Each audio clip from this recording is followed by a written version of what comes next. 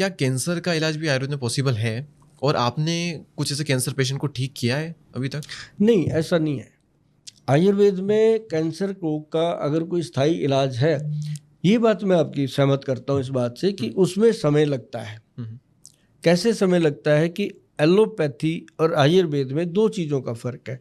आयुर्वेद जो है वो जीवन देता है, वो ग्रो करता है उसको, जो आपके अंदर मतलब गुड सेल्स हैं, बैड सेल को वो ख़त्म करता है।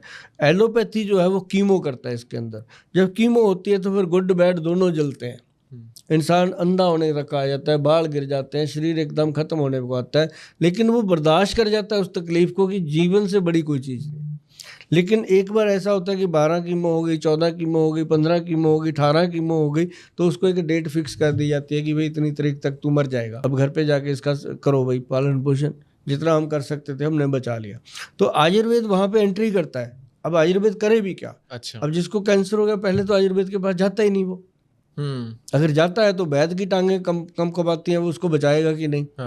तो इसलिए आयुर्वेद में वो उस समय आता है जब हॉस्पिटल वाले उसको लिख देते हैं कि अब इसकी भाई जीवन का डोर टूटने वाला है। तो उस समय आयुर्वेद के पास क्या होता है? बहुत महंगी दवाइयाँ होती हैं, उसमें नवरत्न है, गोल्ड भस्म है, और हीरे की भस्म ही कैंसर रोग में काम करती है।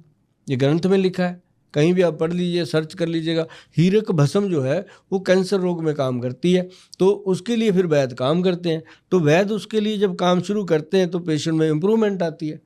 हरे पत्ते, ये पत्ते सब खाओ, उसको फिर नेचुरोपैथी में ला करके पेशेंट को एक बार अच्छा जीवन मिलता है। लेकिन आयुर्वेद सिर्फ एक जीने का चांस है, ना कि ठीक करने का। और कैंसर का रोगी कभी प्रॉपरली ठीक नहीं होता, मैं आपको बता दूं। उसकी एक लाइफ हो जाती है कि मैं इतनी देर में इसको जाना पड़ेगा दुनिया से, क्योंकि उसके अंदर बॉडी के अंदर एक कैंसर का जो जरासीम है वो पैदा हो गया। लेकिन वो जाएगा कितनी देर, कैसे बचाएगा, कौन बचाएगा, वो उसके लिए एलोपैथिक और आयुर्वेदिक दोनों मिलके अगर काम कर जाएं तो पेशेंट की लाइफ बच सकती है। अगर कोई कहे ईगो रख ले कि हम करेंगे, वो कहे हम करेंगे, ऐसा नहीं होता।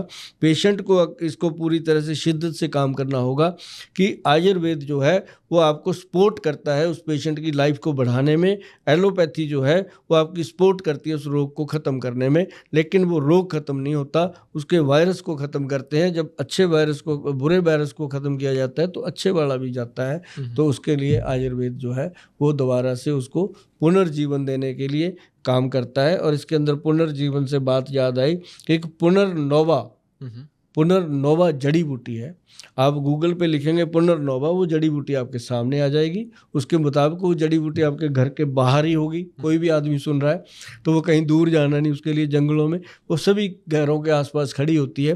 वो पुनर्नोवा की जो पत्ते की चटनी है, घोट घोट के पिलाते रहो। उसका नाम पुनर्नोवा क्यों रखा कि पुनर्नवा, पुनर्निर्वाण, वो फिर से आदमी को खड़ा करने में ताकत रखती है। और अगर विश्वास के साथ उसको दिया जाए 40-50 दिन, और उसके बाद लगातार पूरा जीवन 40-50 दिन, इसलिए हम बोलते हैं कि 40-50 दिन में पेशेंट को विश्वास हो जाता है कि अब हम जी लेंगे ज़िंदगी, तो फिर उसको आगे वही दिया जाता है। छोटी छोटी चीज़ें होती हैं आयुर्वेद में, कोई बड़ी चीज़ें नहीं होती। नेचुरोपैथी आयुर्वेद में बहुत बड़ी चीज़ें नहीं होती। हाँ, बड़ी चीज़ है जब हम आयुर्वेद के डीप में जाते हैं तो रिसर्च करके देखा जाता है कि नवरत्न हो गए और हीरे की भस्म हो गई, ये चीज़ें इसमें काम करती हैं। बहुत कंपनियाँ बनाती हैं। कैंसर गज केसरी बनता है। अब एक हमारा बनता है, क्या नाम है, के योग, के योग केसरी हम बनाते हैं। तो उसमें भी यही चीज़ें हैं, कोई बाहर से कोई नई चीज़ तो है नहीं। तो वो सारी चीज़ें जब दी जाती हैं पेशेंट को तो पेशेंट धीरे धीरे सर्वाइव करता है।